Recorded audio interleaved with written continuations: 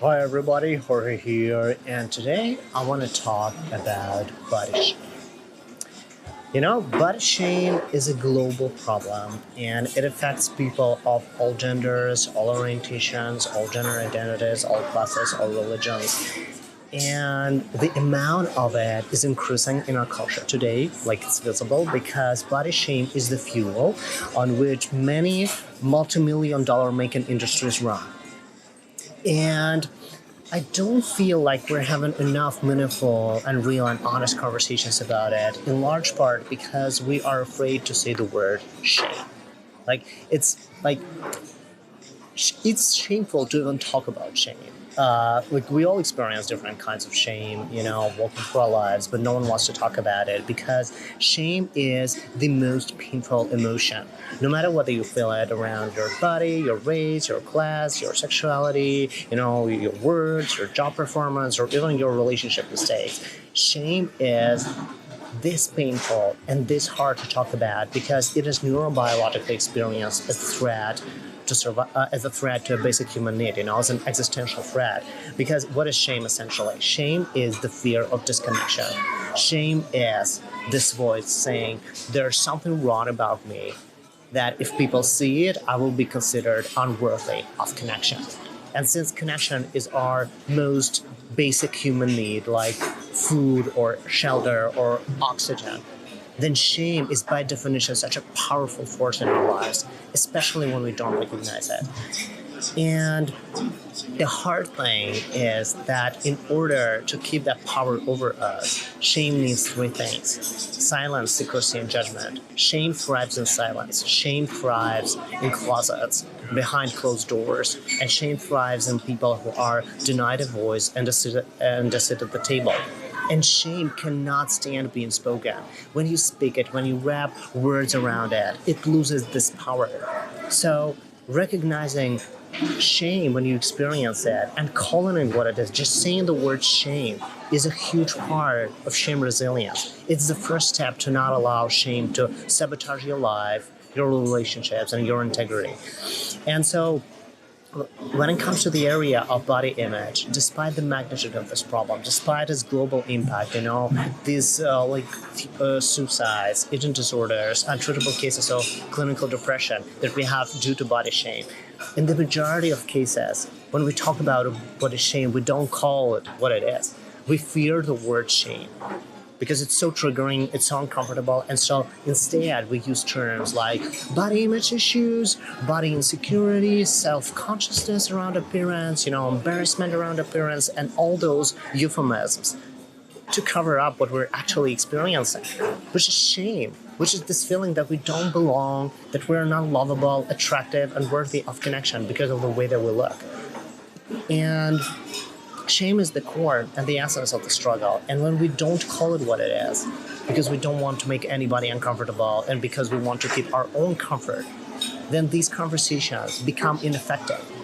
Because when you can't name the problem, you can't solve it. And, this is especially visible in men because most of us are raised in machismo, this culture of emotional ignorance, when we are taught to never talk about emotions, to never be curious about our emotions. And, that's the reason why many of us cannot even identify shame when it's happening. And even if we do identify it, even we can name it, we're so afraid to reach out to someone else and speak it because shame is associated with vulnerability. And culturally, vulnerability is falsely associated with weakness. And so what is weakness? Weakness is the main shame trigger for man. And so it turns out that talking about shame for man triggers yet more shame. Like this spiral, shame spiral. So basically what we men do when we feel shame around anything, be it our appearance or money or, whatever thing that shows up in our lives, we live it in silence, secrecy, and judgment. And in male companies, there's rarely some meaningful kind of empathy and even a meaningful kind of trust that, when I'm a man and I have a male friend, I can reach out to him and tell him my shame story without the fear that I will be diminished, emasculated, trivialized, reduced. Like, this is rare.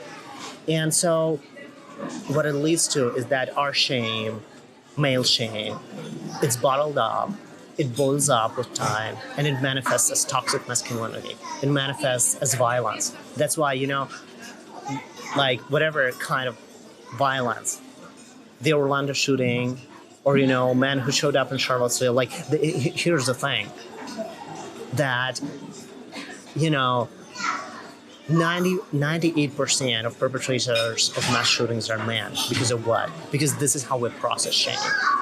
This is like we bottle it up and it owns us. And when we talk specifically about body shame, this is sort of traditionally female problem, But when we look into the data today, we're seeing increasing prevalence of body shame in men. Regardless of age, race, orientation, we see an increasing prevalence of body shame in men.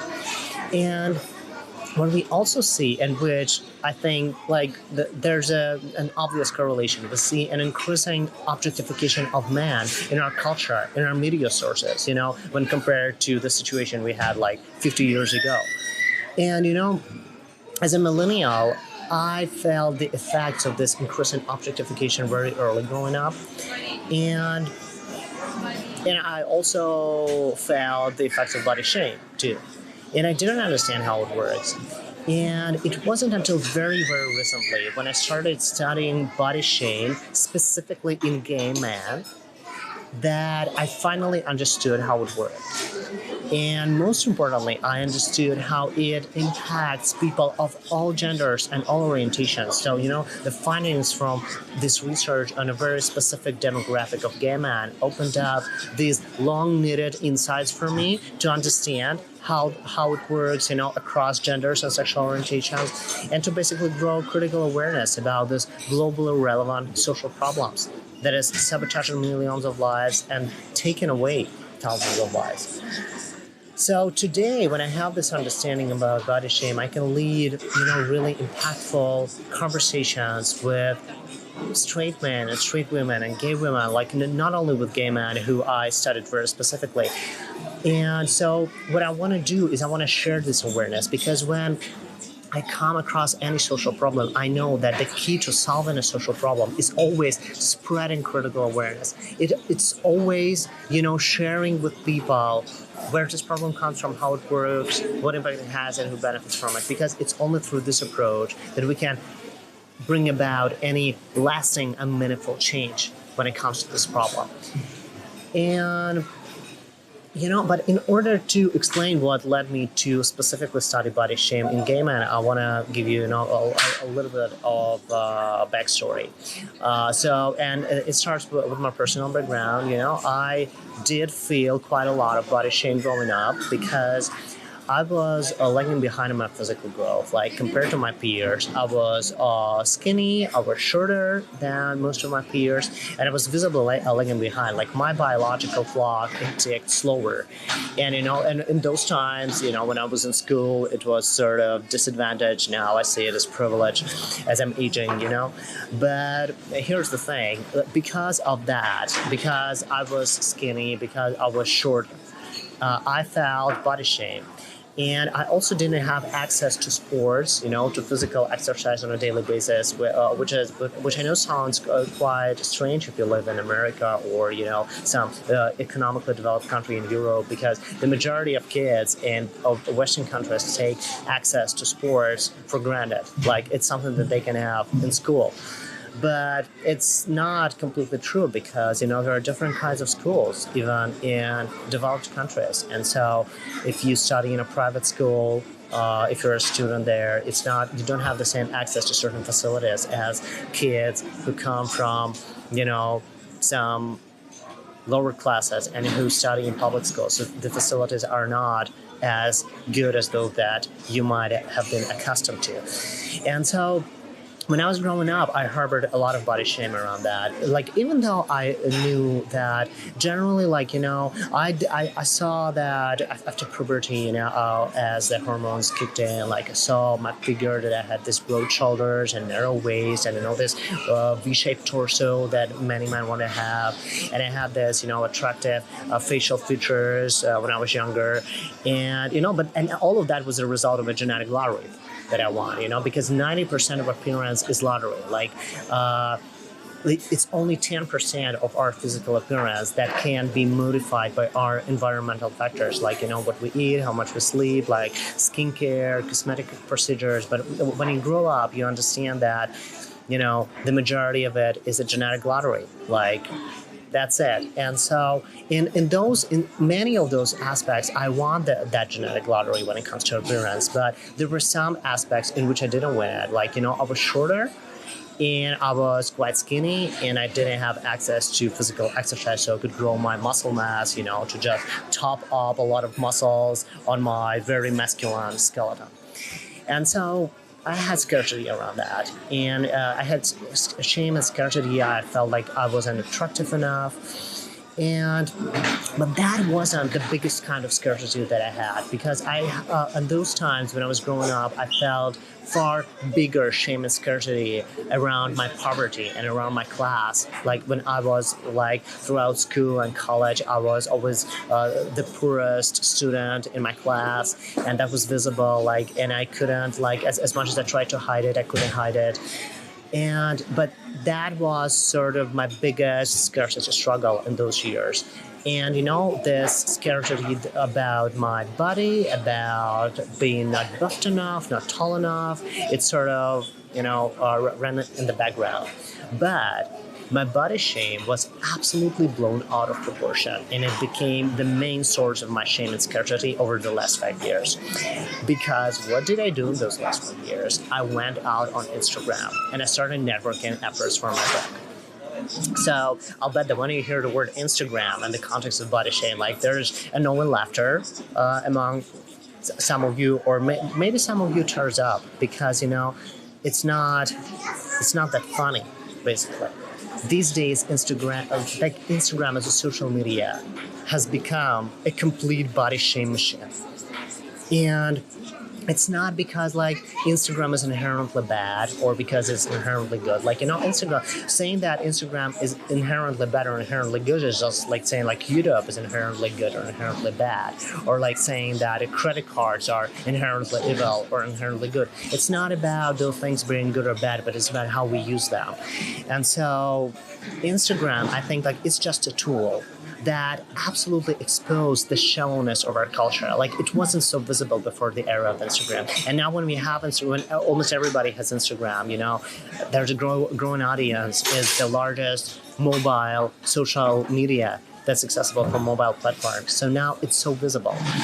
And here's how it happened for me specifically.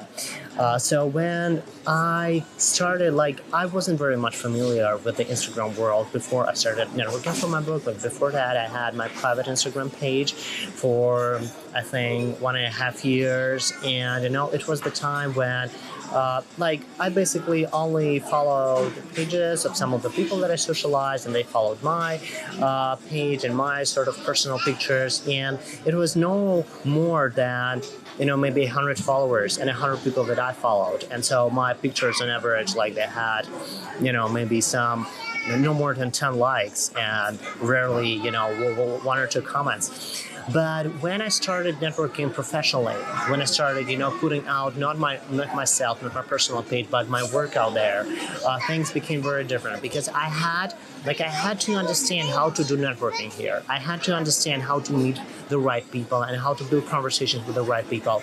And so I had to realize, like, what's the culture? It's like, it's like you come to a new place, or a new school or a new job, and you have to understand what's the culture here in order for you to basically succeed and to fit in also. And so the picture that I saw when I entered this Instagram world, it was quite sad. Like, it didn't occur to me overnight. It didn't occur to me, on my first week or my first month of being in this Instagram culture. But with time, I started seeing that there were tens of thousands of people in this network who didn't contribute anything, who didn't create any added value. And all they did was basically boasting about their privilege, including their body privilege. And they had millions of followers. And, those were, people from different walks of life. But since Instagram was mostly a visual network, then of course people who had most attention and most exposure here were those who were most attractive in terms of their physical appearance. So who were those folks? Fashion models, porn actors, like someone who could show a hot picture worthy of a good fuck. And it's not that I'm saying this with some, bitterness or anger because I'm jealous of those people, because, I'm jealous that they have these many followers and I don't have enough exposure. Like, it's been 4.5 years as I'm trying to get my work out there, as I'm doing this networking effort, and I still don't have enough exposure. I still don't have, a big audience, and, I'm still struggling to get my work out there. It's not published. I can't find anyone who's interested in it and who at the same time has the power to help me with it. But that's not what I'm talking about here. What I'm talking about here is that when I started seeing this Instagram culture, I also started to contextualize it within the bigger within the picture of our bigger societal culture. Like, how does it correlate with things and with behaviors that we practice in our society? And, here's the thing. Here's where this gay thing started to sort of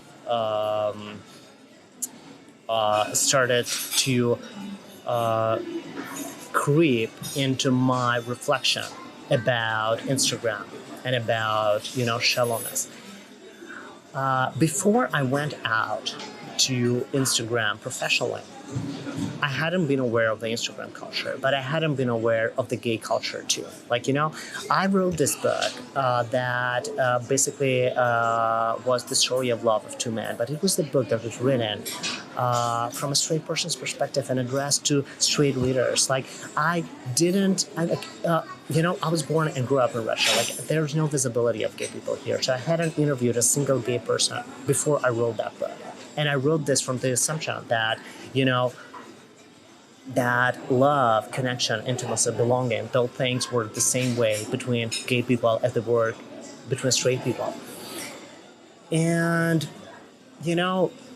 but when I started reaching out about that book, since this book had a very strong message around fighting homophobia and heterosexism, I, in the first place, sought out people in the creative industry in the Europe and US who were at the same time gay, because I thought, like, my notion was that, those are the people who should be interested in fighting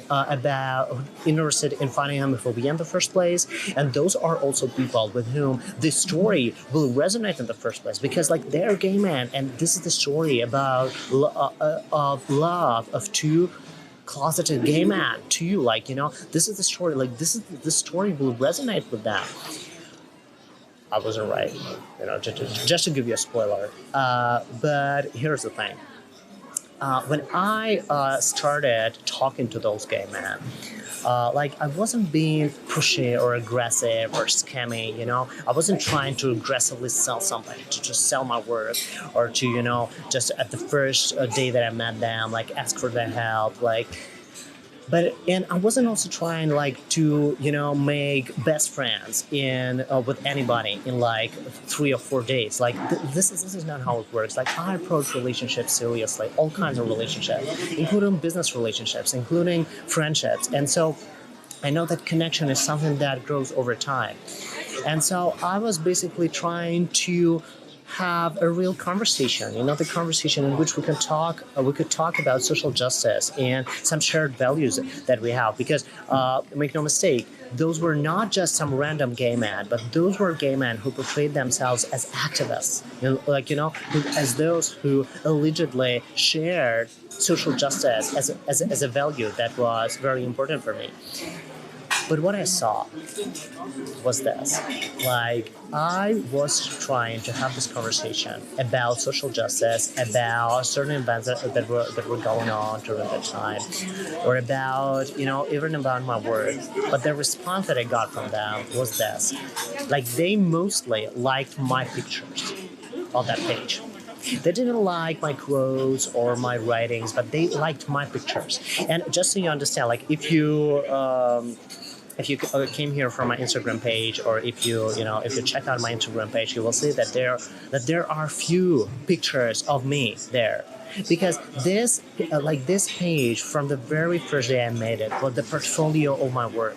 It was not like I was putting not myself out there, but I was putting my work out there.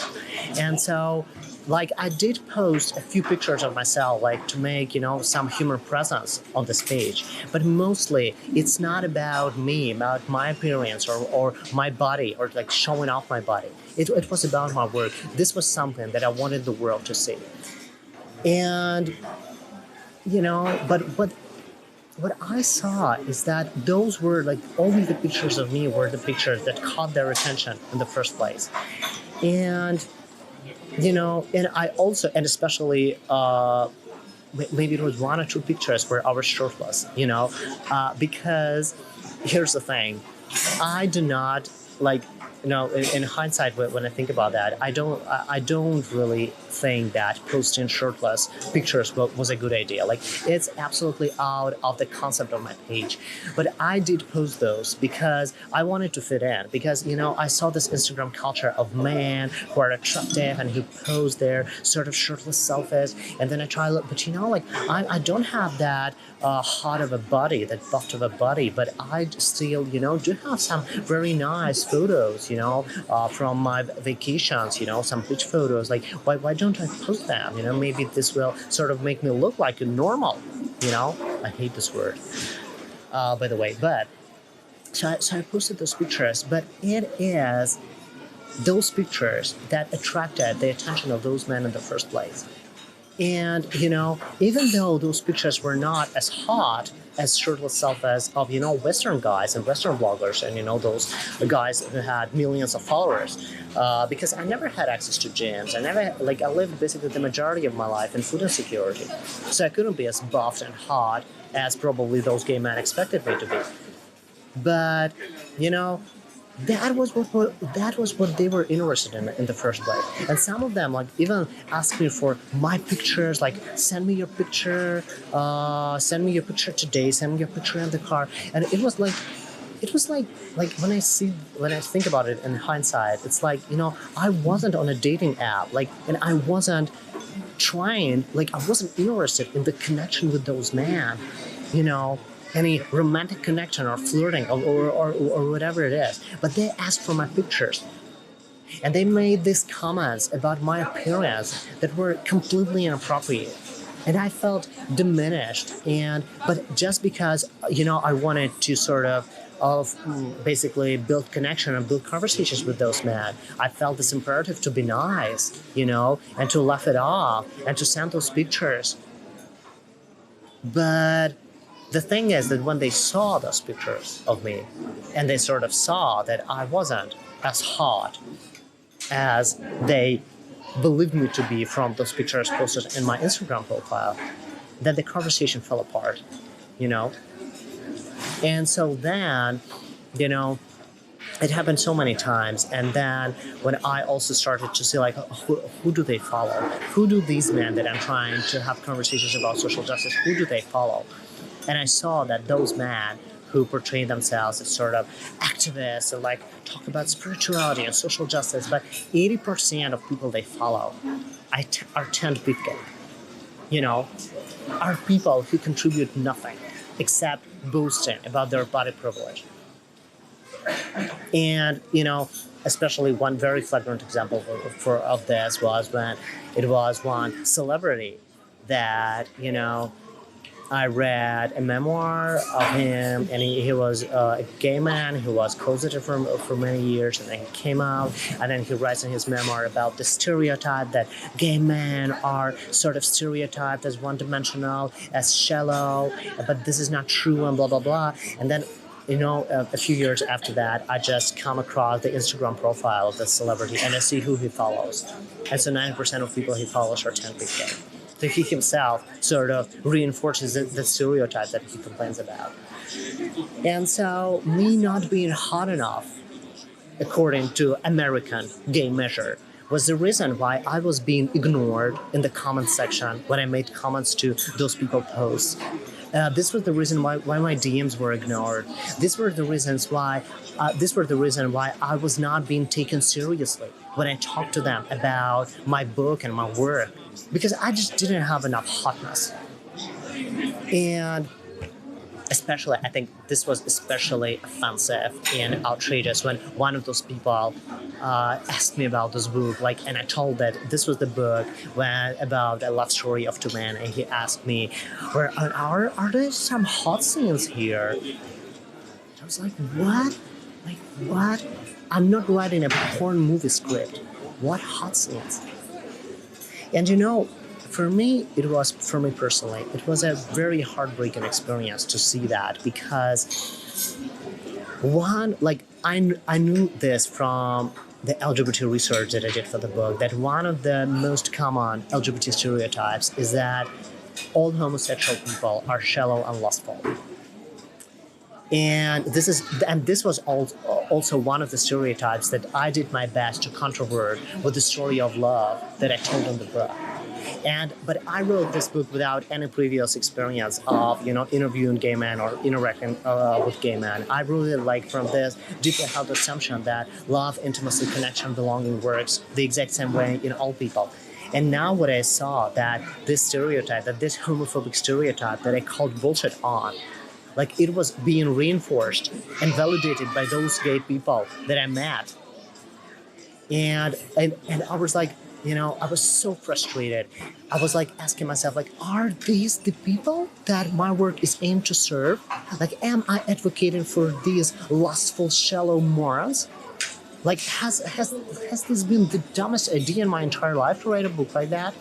But fortunately, I already had enough critical awareness to understand that these shallow and lustful morons do not represent all gay people, or all gay men, for that matter. And I also had to account for intersectionality to understand that those men were upper middle class, and and they lived lived in these places where they were safe from physical violence, where this promiscuity was tolerated and normalized, and also working in those industries that were notorious for their promiscuity and objectification, like fashion industry or, entertainment industry, where those things are sort of normal, which they are not.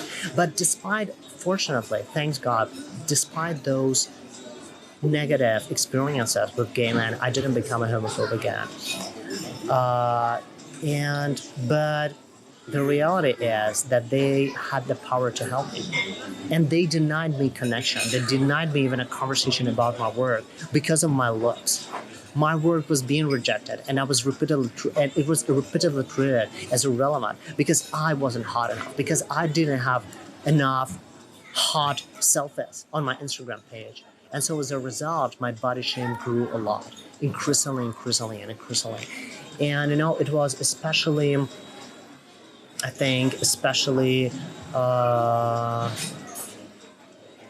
possible because during those years, I was recovering from drug-resistant clinical depression that I had, prior to the time that I finished the book.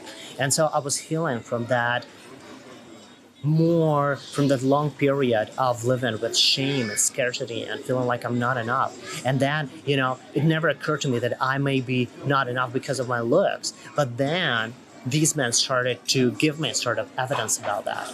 And so my body shaming, it was completely blown out of proportion. And with every new experience, it was blown out of proportion more and more.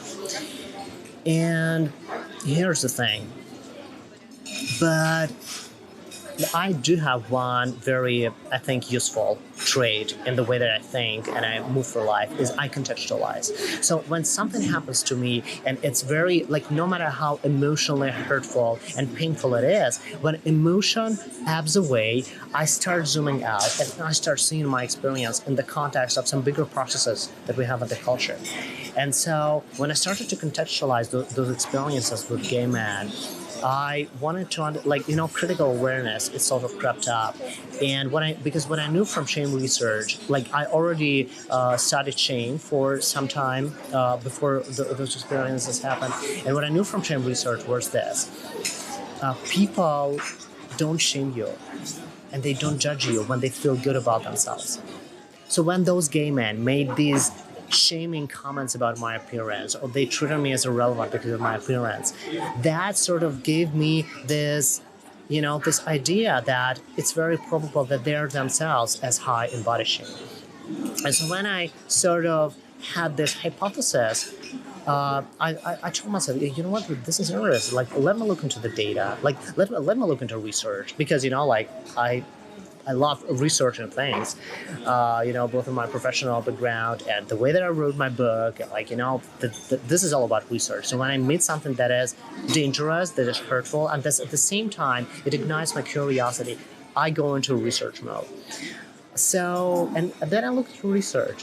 And then what I found completely blew up my mind. So what I found was this, that among all demographics, among people of all genders and sexual orientations, gay men are the demographic that is most affected with body shame. Like, they have the highest prevalence of body shame among all demographics, which is around 80%. Like, about 80% of gay men are not happy with their bodies.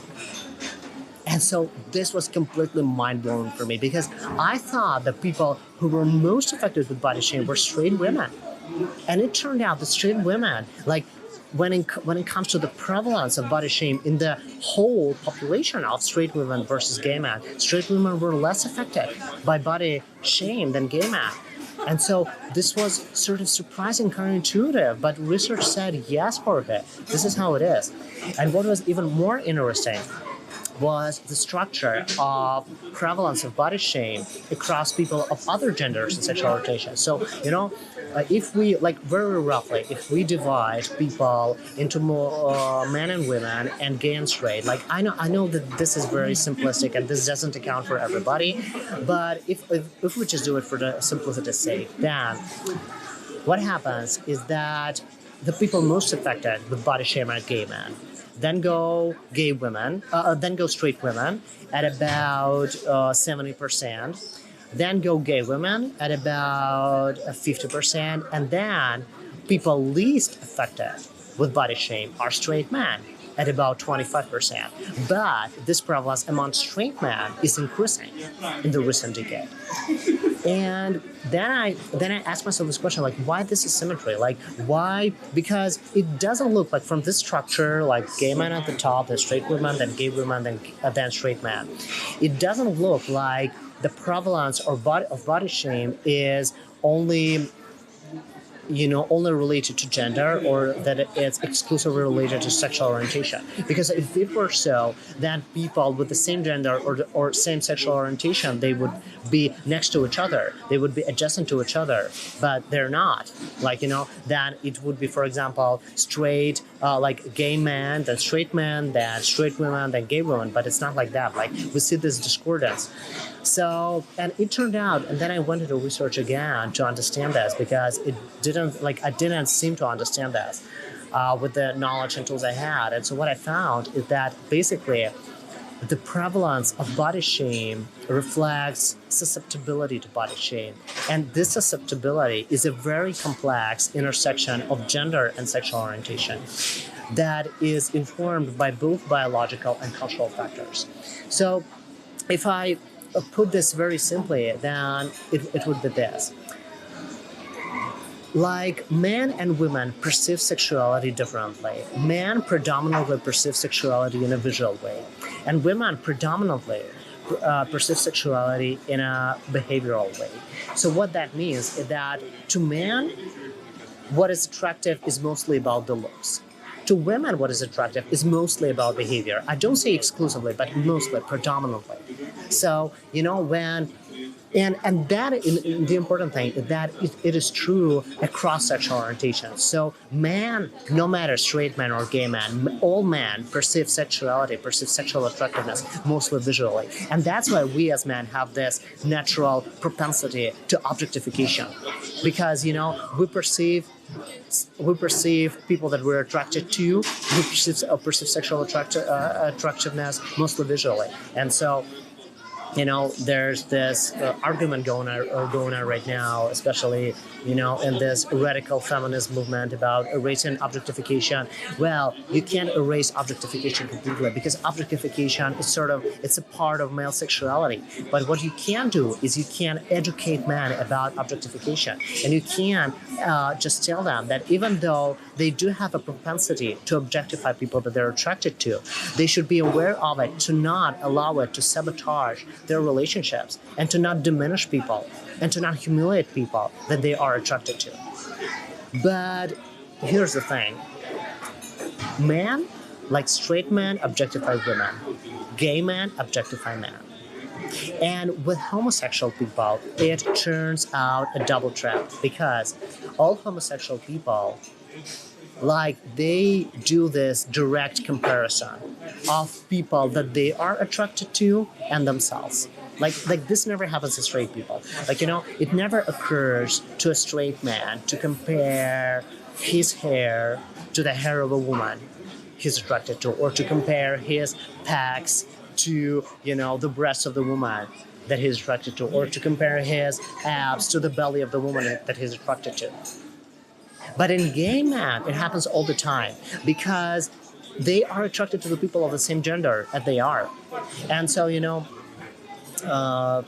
once upon a time, I had this conversation on Instagram with a gay guy from Mexico who, in my judgment, he was very handsome, very attractive, but he said me, you know what, every time I look in the mirror and I see that the guy I see in the mirror is not as hot as those guys that I'm attracted to, I feel like I'm unlovable.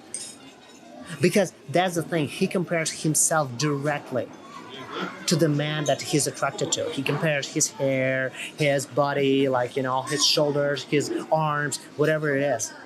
And so it turns out that gay men have this most disadvantaged position when it comes to body shame. They have most susceptibility to body shame, because first, as a consequence of being male, they perceive sexuality predominantly visually.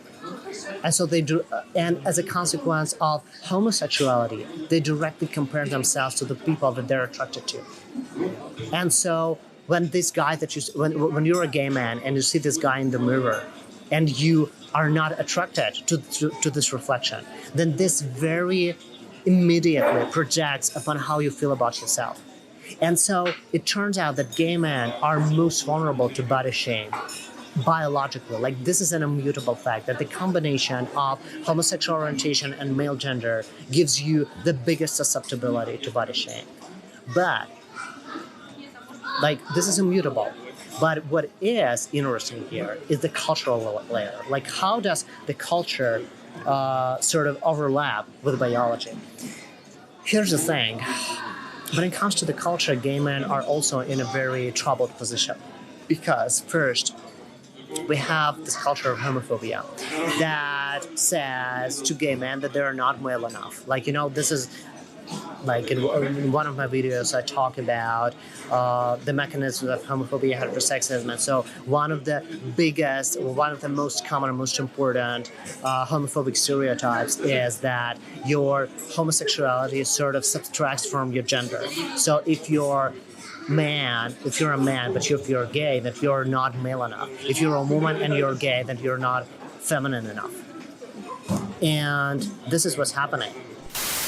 So this culture of homophobia, it on the one hand tells gay men that they're not male enough, and on the other hand, we have this culture that also, the culture of homophobia, heterosexism, the culture of oppression that also produces segregation. And what is segregation? Which is that we isolate gay people into sort of special places, like, where they should sort of spend their free time, like gay clubs or gay gyms or gay saunas or gay bars. Like, and in those places, when they are segregated, the culture, it absolutely leverages the shit out of their vulnerability to body shame. Like, this was the finding from the research that absolutely like blew up my mind too. And then I started saying it, like, this is so visible in gay magazines. Like if you're straight, like just tell me please, have you ever opened a gay magazine, like just for curiosity? Like, the first time I opened a gay magazine, and that was like, there are no gay magazines in Russia, obviously, but I opened it, out of curiosity when I was in Spain, and there were, this magazine newsstands, and so I saw those gay magazines, and I opened it up, and I was disgusted. I was just disgusted. Not because I was disgusted of seeing male bodies, like not because I'm disgusted of male nudity or anything, like, no. But I was disgusted because I saw people of my gender portrayed in an objectified and sexualized way. And when I saw the reflection of my gender in those pictures, I was just so much like my stomach lurched with nausea. And I'm not proud to say that I didn't, it never occurred to me how horrible objectification is before I saw people of my gender being objectified. Because for years and years, for my entire life, I saw women portrayed in an objectified and sexualized way. And it never occurred to me that, there's something wrong about that. And so that was my male privilege, But here's the thing. When I then started researching this gay culture, quote unquote, then what I understood that everything there revolves around physical appearance when it comes to gay men. Like, very specifically, I didn't study gay women. Like, I need to be very truthful here. Like, I don't know in detail how it works in gay women, because I didn't interview many gay women. I didn't read many research about that. But when it comes to gay men, I have seen that, because I have interacted with tons of people over these years, and and I've interviewed people, and there was never an effort. There were people who reached out to me on Instagram about their relationships, about mental health, about different things. And so I see that, this gay, to the contemporary gay culture, the culture of gay men, it absolutely revolves around physical appearance, which for the most part is privilege. Like, physical appearance is privilege, and being attractive is privilege. And just like in straight women, those standards of beauty, standards, quote unquote, that are portrayed in fashion magazines are in fact attainable by less than 5% of women. And it's the same thing for gay men. And so when you see a gay man who sort of corresponds to this criteria of attractiveness that are, in large part arbitrary, and what's attractive today was not attractive 50 years ago and might not be attractive 50 years from now. But when you see a gay man like that, and he's attractive and he's gay, then is very likely to exhibit narcissistic traits, because he, on the one hand, experienced this trauma of homophobia that created scarcity inside of him, internalized scarcity. But on the other hand, he has the unearned advantage of being attractive. And nothing can create a better environment for the development of a narcissistic personality disorder, or even narcissistic traits within a normal personality. And so when you see that hotness and youth are the main value of gay men in that culture, then then you understand where this shaming comes from. Because and I know it, I didn't only learn it from research, but I also learned it from personal experience. Because when I reached out to those gay men, I saw their responses. I heard one man who was in his 50s say, I can't FaceTime with you, because when I FaceTime with people, I cannot look at the person that I'm talking to you on my phone, but I can only look at my reflection in the corner on my phone, and then the wrinkles on my own face, and I'm paralyzed by shame. This is how shame shows up. By the way, he didn't say that he's paralyzed by shame, but this is what I understood from this conversation, because this was the reason why he basically refused to have a FaceTime conversation with me, because he's afraid to see his own reflection in the FaceTime screen. This is how shame shows up. Or another example was with this talent agent from Hollywood. This recent experience that I mentioned many times, on this in many of my videos. But this guy, he was in his early 40s, looked very well, very handsome, very attractive. But this last summer, when he came back after Burning Man, he said, "You know what? I'm gonna go get a liposuction." And it was like I just saw his pictures, and he's a picture perfect washboard abs. Like, where do you want to do this liposuction? Well, I will do this on my abdomen, and but I do practice empathy with people, and so I can practice empathy with body shame and with other kinds of shame, even when I don't see any objective sort of reason for that. But what I saw is that this man, particularly, he was upper middle class. He did have enough opportunity to earn money. But at the same time, every time we talked, every time we FaceTime, he told me, that, he couldn't get out of a credit card debt. And so when you see an upper middle class person who earns enough, or more than enough, and being unable to get out of credit card debt, that most probably overspending is the problem. And then he sort of said he's going to get this surgery that in my opinion was absolutely unnecessary. But then then I understand that for him it is so important that he is rather remain in credit card debt than clothe this card debt but not have the surgery. But I also sort of recognize my own reflection in that, because when I was having my hair transplant surgery, and because I started struggling with hair loss in my early 20s, and then I had this opportunity to do the surgery when I did save some money, but this was the surgery in Spain, and when we had our first consultation with the doctor that was via Skype, and he looked at me and he said, "How old are you? But you have a great hair. You do have small temporal recessions, but you don't need the surgery." And I insisted. I was like, "No, I do need this. I do need this." And I went to Spain and I had the surgery, and and I had spent nearly the entire money that I amassed over the year, and I wasn't working in a job, that was an upper middle class job in America. I was working as a doctor in Russia. I was, earning at the best $400 a month. And so I couldn't amass a lot of money, but I amassed the entire money that I had over the year and spent it on the surgery, because it was important for this was the power of shame. And it doesn't depend why you feel shame, whether it's because of your sexual orientation, whether it's because of some cultural factors, because I didn't have to be gay in order to be, affected by it. But here's the thing.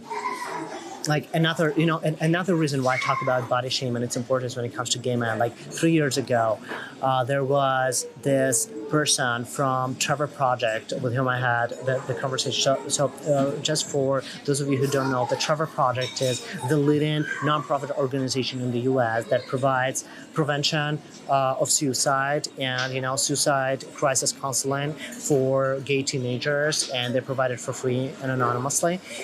And I was talking to this woman, and she was among the first responders. She was among those first counselors who were trained in talking to gay teens contemplating suicide. And so basically we started this conversation around the subject of mental health, because I talk a lot about mental health and mental health stigma in my work. And, it's also one of the main themes of my book. And, and me and her were talking, and she said, "You know what, Jorge? The first, body shame is the second most common reason for gay male teenagers to contemplate suicide." And I was like, what? And she's like, yeah. So the first common, the most common reason is bullying, and the second reason, the reason that comes, after that, is body shame. So and she knows it because she works in the Trevor Project. I can trust her that it's not bullshit.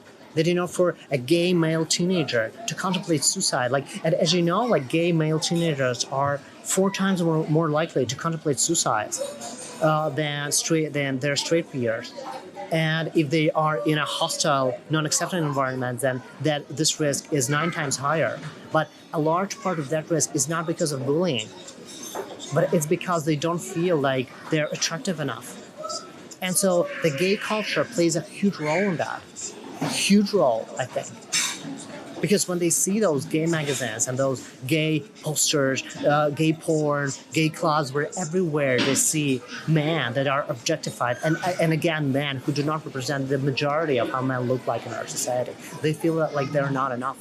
And so they start contemplating suicide. And so this leads me to the last point here. When we see this highest prevalence of body shame in gay men, then the question becomes, who benefits from it? Do gay men benefit from it? No, I don't think so. There's no reason for me that gay men benefit from this susceptibility, or this high prevalence of body shame, or this gay culture that absolutely fuels and stokes body shame in this very vulnerable population that is already vulnerable due to homophobia and heterosexism. And so then the question becomes, but who benefits from it? And the answer is, those who benefit from it are the same industries who benefit from body shame in straight women. Fitness industry, fashion industry, skincare industry, cosmetics industry, cosmetic surgery industry.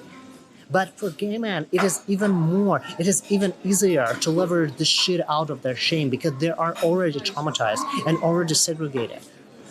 Because when a gay man, for example, feels like he's not male enough because of his homosexuality, then I, as the owner of a gym or a fitness program, I can come at him and say, in order to be male, you need to be more buffed, and then more buffed, and then more buffed, and then more ripped, and you're never buffed enough. So, I sort of benefit from this gay man's hustle for his masculinity. So I'm not interested in him to believe in his masculinity. I'm interested in him to continue doubting and questioning his masculinity. So in order to keep money flow from him to me.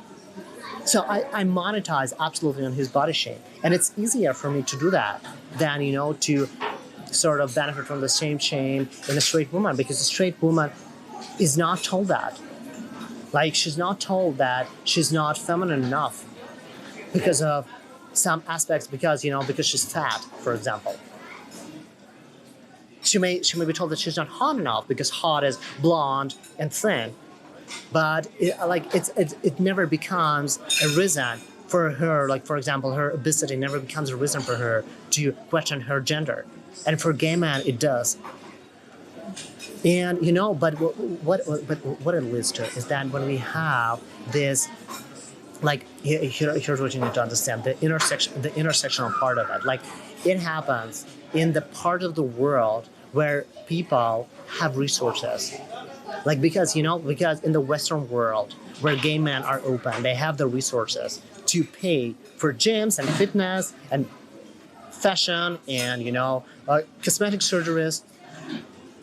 And so, when there is money, why not leverage the shit out of shame?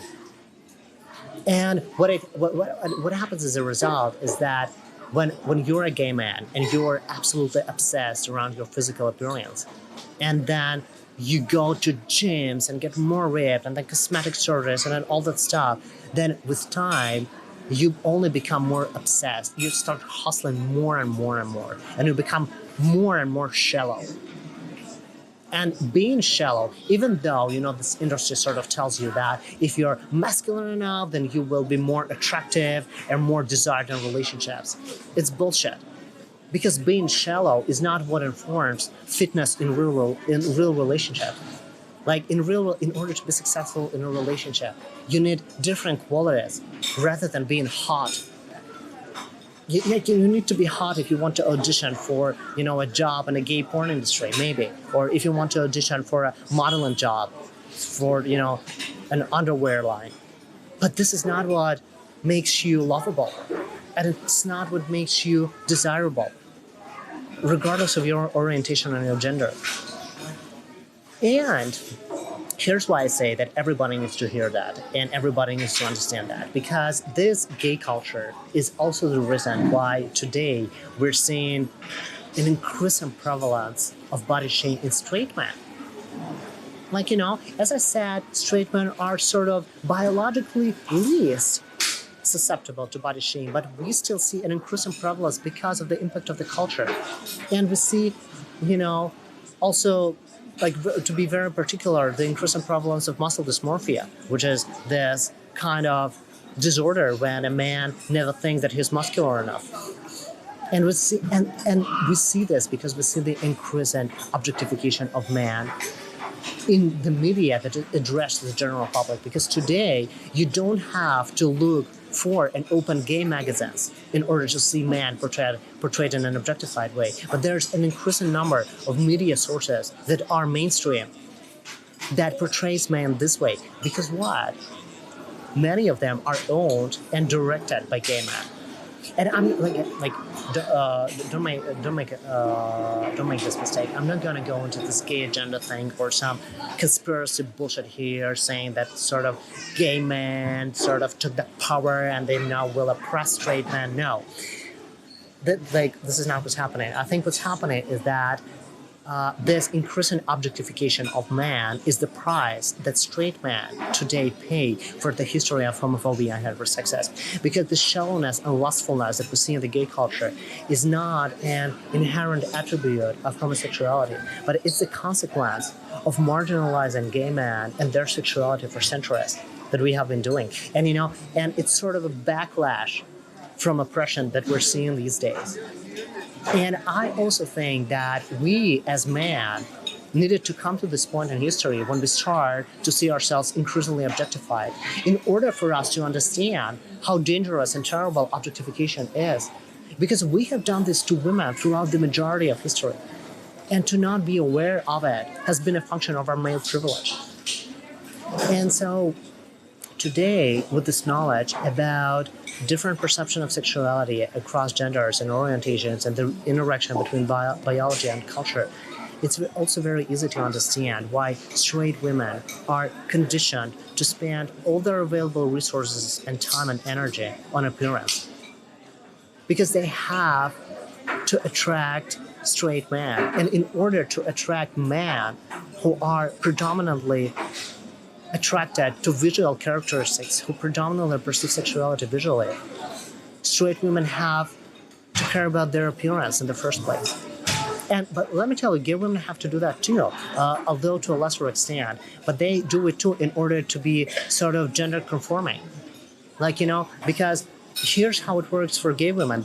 I didn't know this in detail, but I know that sort of superficial part from research.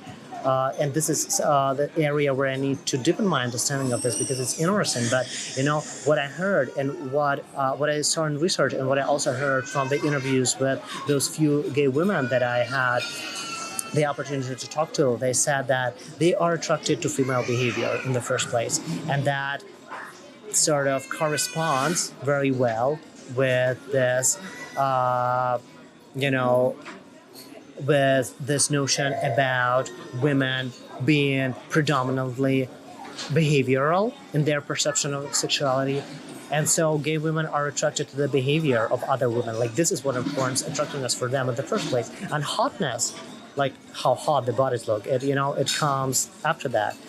But still, and so what I mean is that gay women themselves, if they want to attract other gay women, they sort of need to focus on their behavior rather on their looks. But they still focus on their looks. Because of what? Because of sexism.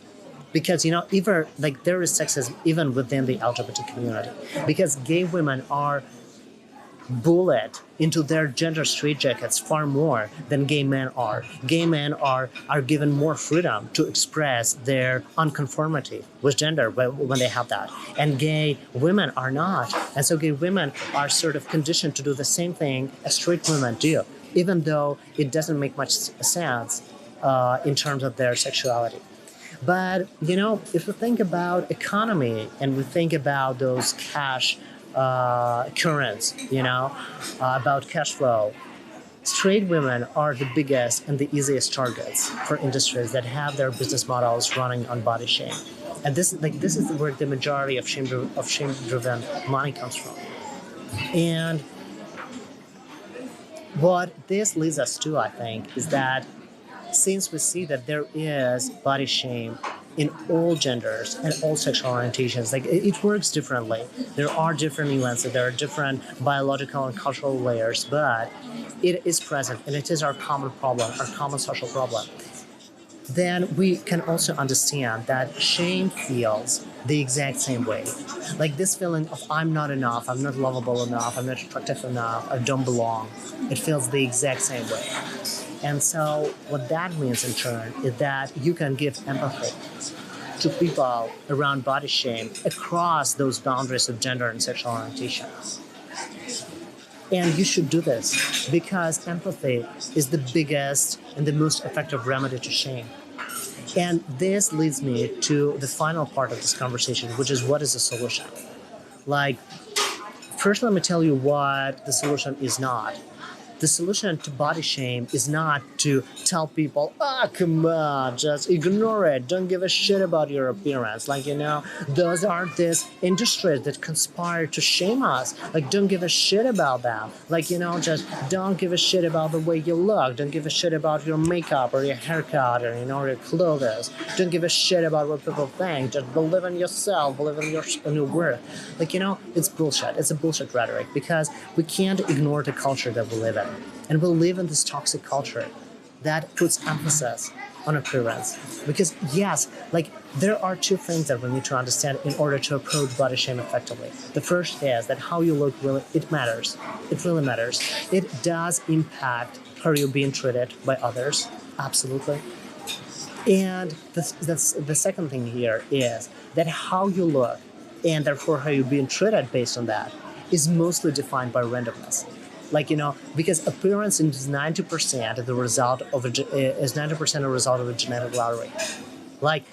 There is a limited extent to which we can change the way that we look. We can change what we eat, we can change how much we work out, but then again, it may be dependent on other variables, on your class, on the amount of money that you have, on your place of residence. If you live in a third world country without access to gyms or skincare products, then how can you change the way that you look? But the majority of appearance, it is a result of genetic lottery, is a result of randomness. And so when you understand this, then comes this moment of insight, because at this point, you can finally start seeing that body image is just another kind of social inequality and oppression. And you can see body image just as much as you see race, class, gender, sexuality. This is the dimension in which there is privilege and then there is oppression. And so privilege, unlike, for example, the dimension of sexuality, when it comes to body privilege held, unearned advantage here is held by the minority of people. And the majority of people are being oppressed by the culture. And so then, as a result of this discovery and this understanding comes the next step. And this next step is you start talking about body shame as pretty much the same way as you talk about race, class, gender, sexuality. You start talking about it as a form of oppression and inequality. And so the way you talk about it is you communicate critical awareness to people. You start talking about where does this come from, how it works, what messaging it drives, what impact it has. And there you talk about eating disorders, clinical depression, suicide, and you also talk about who benefits from it. Because the media won't talk about it, and big industries won't talk about it. Like, they make money from your shame. They're comfortable with the status quo. And so you should talk about it. And I should talk about it. And like, this cultural change starts from our individual conversations, including those that we lead on social media and in real life. And I know that it's so hard to talk about body shame. Like, I know the power of shame. I know it's paralyzing power, and I know the paralyzing power of body shame included. Like, as I told you, after my body shame was blown out of proportion, like over these recent years, I started being so neurotic about that. Like, these days, I shy away from mirrors. Like, whenever I see a mirror in a shopping mall, or, even when I walk into my bathroom, I try to not look in the mirror, to not see, my skinny body, or to not see, how much hair is left on my head because I'm struggling with hair loss, or to not see my wrinkles because I'm aging, or, I basically look at the mirror only when it's strictly necessary. And, like even today, the reason why I decided to record this video is because I sort of looked at my videos that were shot yesterday, and I thought to myself, oh my goodness, I look like shit. Like, I need a haircut. Like, my hair is messy, and then it's greasy, and it's like, I need to have a haircut, and I need to cut my beard. And then, I looked so much more attractive after my last haircut. Like, I look like those hot guys on Instagram, so I start comparing myself to them. And then I was like, you know what, Jorge? I'm gonna flip this around. Like, I hear the voice of shame, and I'm gonna flip this around, and I'm gonna just talk to my people. I'm gonna talk to my audience about shame, because what I know that shame cannot stand being spoken, And so the takeaway message from this is, don't let your shame around your body, around your class, around your background, or whatever it is, don't let it stop you from putting yourself out there in your career, in your relationship, on the path towards your dreams or your vision of future. Because no matter how big your shame is, and no matter how loud this voice is saying you're not enough because you're like this, because you're like this, because you're like this, no one will listen to you, you'll be irrelevant. Just remember that what you have to give is bigger and is louder than your shame. And so show the fuck up and do your best thing in the arena, even though you never get to control the outcome. And at the same time, remember that in order to change for better, this world doesn't need to see another photoshopped, airbrushed, Instagrammed, bulletproof, picture-perfect bullshit. The world needs to see the real you, to hear your real story. And even though this story, just like this video, is, broken and then taped back with a glue tape, and the world needs to hear this story in its fullness, including the hard parts of it, like shame and depression and failure and grit.